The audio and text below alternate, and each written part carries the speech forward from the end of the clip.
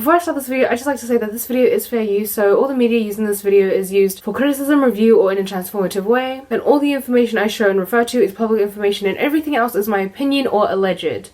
So the first thing I want to talk about is Colleen's apology, which is relatively old. It happened about a week ago, and I think she uploaded a video while I was editing my last video, which is a vibe. So she apologized for not firstly, but like, I'm not sure if this is in order, I'm just saying. So she apologized firstly for her racist video that she made with her sister, which basically was them making fun of Hispanic women and talking about tacos and shit. We got this. Del Taco. She works at the drive-thru at Del Taco. You know how the guys go loco. You can tell that she's new when she's working the drive-thru. And she said that, I don't think she used that as an excuse, she just said that it was filmed a long time ago and then a couple years later they realized how offensive it was and deleted it, but then obviously people still found it. She apologized for her fat phobia when she basically talked negatively about this woman that she had, I guess, met on an airplane. And who walks on? An extremely obese Asian woman with facial hair. And she walks on and I'm like, please don't sit next to me, please don't sit next to me. And I turn around and there are no open seats on the plane. So of course she comes and sits right next to me and on me. Her like fat rolls are like rolling over onto me. Like, so I'm like this in my chair. I couldn't lean my chair back because we were taking off. So I had my blanket like in my face and she was all over my, like, she was like, her body was engulfing my body. It was really awful. I can relate to that woman on that plane that Colleen's making fun of because I've been obese my entire life. I have suffered so much ridicule for being the fat friend in groups. It's so disturbing to me. It hurts me so much because this is somebody I've idolized for such a long time. And to see her do that, it makes me so upset because she probably doesn't understand what that woman who she's making fun of has probably had to go through her entire life. It was probably really embarrassing for her to not be able to fit in her seat and to have this girl look at her and judge her. You don't understand what it's like. It's awful. It hurts. It's so painful to go through. I'm really mad. Why would you say that about somebody's weight? How are you okay with doing that? It hurt me so much to see that. Like, did she say that about me when I walked away from her? She apologized for the way that she talked about her whole dog situation, for those of you who don't know. I think I was like 3 or 4. We had this dog who was a big, scary dog. I have like temper tantrums still to this day, and I have like anger management problems. There are times where I'm just like, I just feel like I need to hit something, like scream in a pillow. But back when I was a little kid, I didn't know how to control it, where now I'm like, oh, I'm so annoyed, I need a beer, which is not healthy.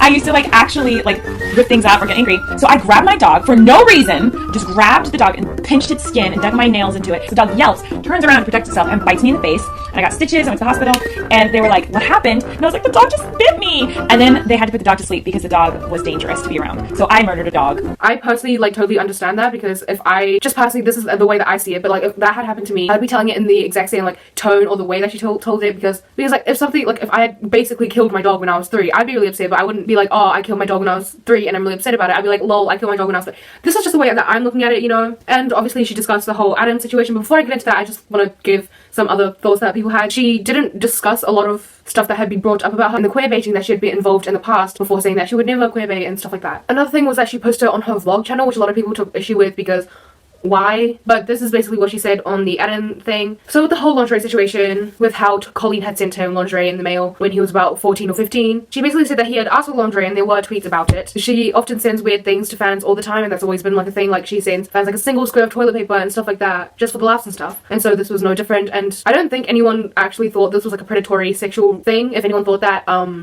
I disagree because of the way that she kind of referred to it and how she came to actually sending it and the whole live stream, and you know, it was just like a really funny kind of vibe, and I'm pretty sure that it was supposed to be like a funny thing. She also said in regards to her basically telling Adam intimate details about her divorce that he really didn't need to know about, that she does often overshare and that her fans are pretty close to her and they know a bit more than I guess they should or whatever. And she said that she also likes to hire fans for certain things like run her social media accounts because not only is that a huge thing for them, but they also know Colleen really well so that they could run her social media account to the way that she would probably want them to. A lot of people still took issue with that because, you know, he's a minor, so why would he be working for you? Why would he be running your social media accounts? And she also said that in regards to the DMs, she didn't actually end up ghosting him like Adam said in his video. She actually texted or like DM'd him back, but it was the mother who responded and asked her to leave him alone. And that's like a surprise to her because she thought that Adam's parents actually liked her due to like stuff that was shown to her. Like for example, I think Adam tweeted about how his mother's YouTube history was all videos of Colleen and just stuff like that that would like lead her to believe that Adam's parents actually did like her. She said that if she knew that Adam's parents were uncomfortable with her hanging out with Adam so much or talking to him so much, then she would have stopped interacting with him so much. So more issues that people took with her videos was that it wasn't long enough. The video was about 13 minutes long, and somebody said that Jenna Marbles made a 40-minute apology about fish, so 13 minutes is enough for this. Like yes, I agree that 13 minutes wasn't really enough because obviously she didn't address everything that people had brought up about her past, but like, people need to stop referring to Jenna Marbles' apology. Like, we get it. She made a really long apology. It was a really good apology for something that was supposed to be minor, for something that wasn't even her fault. But we need to stop referring to that. Like, 40 minutes shouldn't be the goal for an apology video. That is so tedious. The only reason Jenna made a 40-minute apology video was because that 40 minutes was mostly dedicated to educating people about how to take care of their fish and stuff like that, because she was misinformed, because the professional had misinformed her. So yes, I do think that even this was a little bit short because some things were, I guess, unaddressed, but 40 minutes, Jenna Marbles, that needs to be a whole different conversation. That should have nothing to do with every single future apology that is ever made, because it's getting annoying at this point, because everyone's always talking about Jenna Marbles' 40-minute apology video whenever anyone apologizes for anything. We're over it. And it's not like it's relevant to every other apology. So the second thing I want to talk about is GRLwood, which is the band who released the song I'm Your Dad, which is a huge thing on TikTok, or at least was. But basically, the drummer Karen had accused the lead singer of raping her, and I haven't actually read everything yet, so I'm kind of getting my first reactions in with this, but I do have responses and everything like that. I've decided to leave GRLwood out of respect for myself and my body. This is one of the hardest decisions I've ever made. Shortly after me and my bandmate met, I was raped by them. I felt so much fucking pain and shame, but I decided to disregard my feelings, betray my heart, and stay because I decided that being in a successful band was more important than being respectful of myself. I am not putting this to cancel anyone. I am sharing this because I have a voice and I will no longer sit silently in pain. I understand from messages I GRLwood receives daily that many people find that our music helps them. I do not wish to take that away from you, but I do have to share my story. If this takes our music to you, I'm sorry for misleading you for all this time. However, if you do decide to keep listening to our music, know that you do not offend me. My opinion is that music transcends those who create it. I didn't expect it to be so vague. Obviously, like, she doesn't have to go in detail about, like, being raped. I just expected a lot more considering how long the message was.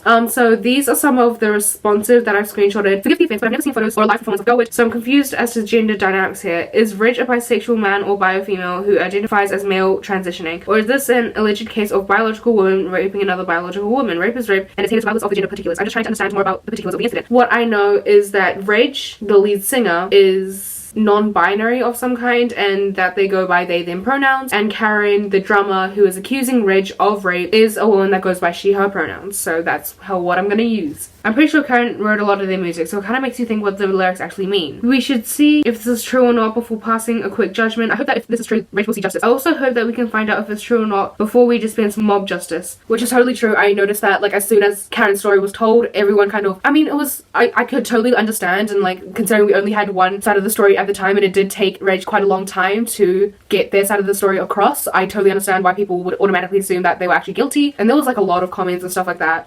Somebody posted on Twitter saying this post was made on the band account, but it was deleted 20 minutes later, and people took that as Reg trying to silence Karen, and then Reg came out saying that they weren't actually trying to silence Karen, it was just management taking it down, and this is their response, and it's really quite blurry and hard to see. I don't know why they did it like this. I've been personally accused of silencing Karen, which I do not feel is fair. Their testimony is on a public account. Corn Dog, I welcome you to go on the personal page to cross-reference my account or educate yourself on what this person has to say and or act as a support for this person instead of sending me death threats and harassing me. This kind of ties into that Reddit comment that I was reading before, but Rich said in this post that she started GRLwood to kind of journal her experiences, and that pretty much every song is her experience and hers and all that yummy stuff. They started off with a friends with benefit kind of vibe, and Reg would always ask for verbal consent whenever they would make out. Why do you always ask me? Because verbal consent is important to me with my past trauma. Karen teased me for days about asking, saying that I should just do it, and that it was dorky and nerdy and ruins the moment, and that I should just go with the flow. The teasing me about asking for consent even went as far as Karen making a jingle on her phone where she says over and over again, so do you want to make out? From here, even through the teasing, I never stopped asking every single time we had a moment if there was just a kiss or more. They invited Karen to their room, and at this point Karen had moved in with them, saying that they weren't sure if they wanted to continue as they were while they were playing music, and that it felt too complex. And when Reg asked Karen whether or not they wanted to continue like making out and stuff, she said no, and they've had an intimate interaction after that. Reg said that the work felt too disproportionate. Whenever they tried to talk to Karen about it, she just said that they were being too harsh and that they should smoke weed to calm down, and that it was the expectations being too high that was kind of ruining everything. And during an argument, Karen said, oh yeah, well, you raped me, there.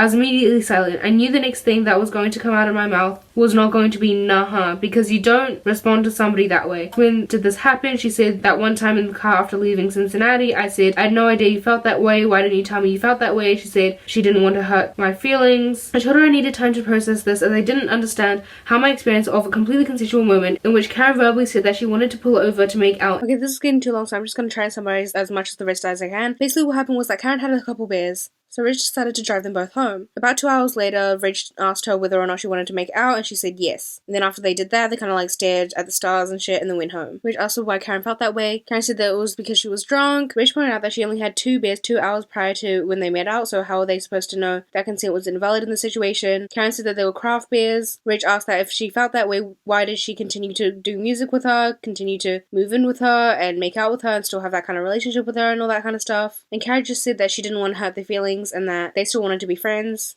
I walked away with the conclusion that I couldn't speak up if I felt we had other issues because she would threaten me with a rape accusation. A year later, there was a conversation between Karen's girlfriend and mine, to which information is returned to me that I had a rapey encounter with Karen, which wasn't rape, but rapey. I bring it up with Karen, starting the conversation with trying to ask how we can better our communication skills together, as I was still having issues with Karen where I felt afraid to speak my mind and often felt insecure about communicating. I mentioned that her girlfriend had told my girlfriend about a rapey incident. I immediately started crying and expressed to Karen that I feel awful, and even after talking to Karen that if they felt this way, I am having severe issues in dealing with this, especially if they are now saying the incident was rapey. Karen responds by saying, I didn't know how you think about it, I don't think about it much, I don't think it's a big deal, and it doesn't bother me. Of course this is a big deal, of course this deeply upsets me, Karen, if you're telling people that I raped you. Rich said that if they couldn't work things out, she was going to stop doing GRLwood altogether. There was this one incident when they were doing a show. Rich wanted to leave because stuff was happening again. Karen got really upset. They ended up actually finishing the show, but they promised that they would go get therapy after the show had finished. And Rich texted Karen the time of the therapy appointment, and 30 minutes before the actual appointment time, Karen posted the post. The night in question, was there sexual interaction? Yes. Were sexual interactions common between you two? Yes. Was consent given this specific incident? Yes. With much verbal clarity. Was the word yes used? Yes. Was there alcohol involved that you two were aware of? Yes. 2 beers is what I was aware of approximately 2 hours prior. Was this person seeming coherent, receptive, and communicating in a way which led you to believe consent was safe and possible? Yes. After the event, did you clarify consent, asking how they were feeling or asking if they were alright? Yes. Did intimate relations continue past this event? Yes. So some of the comments under that post, which was really long and took me a really long time to read, the time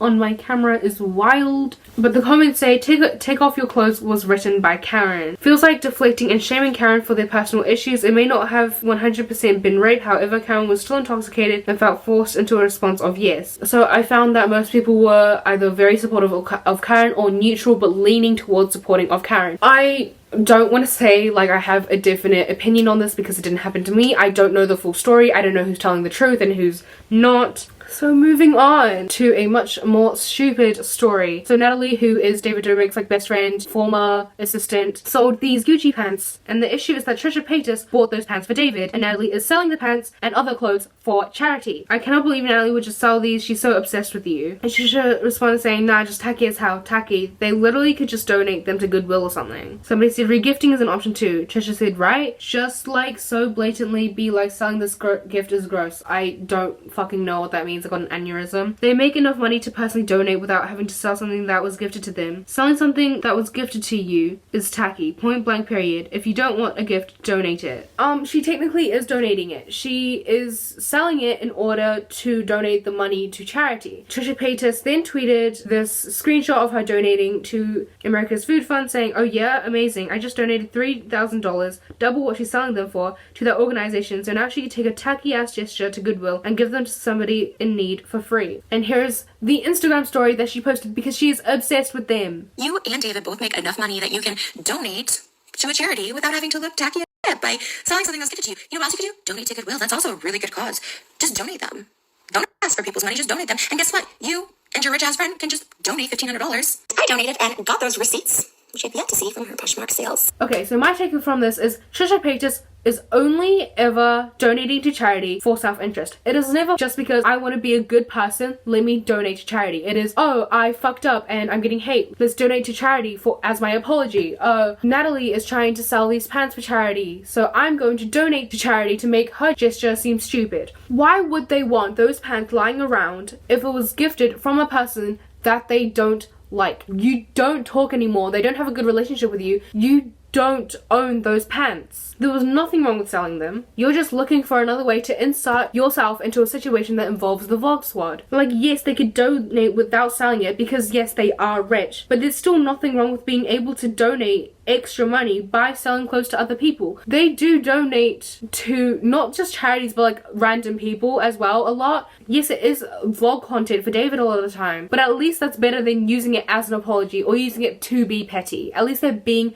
good people. There's literally nothing wrong with selling those pants. And the thing is, selling them would be more effective than donating to charity, because a lot of people that watch David's vlogs might not want to go to thrift stores. A lot of people that watch David's vlogs might not be involved with that kind of vibe. So if they put it on Natalie's Instagram story and Natalie's Depop with that much of a bigger audience, so many more people would see it and so many people would be able to put more money into the clothes that they're selling. Like, yes, they could donate it, but what are the chances that clothing item would actually be sold? What are the chances that that clothing item would actually bring in enough money to that charity and bring in a good amount of money for what it was worth? They could sell it much faster and for a higher price, which is a good thing when you're donating to charity. The only good point that I could find that Trisha brought up was that we don't actually know that they're donating to charity, which is true, we don't. But we can't just assume that they're not donating to charity just because, you're not happy with them?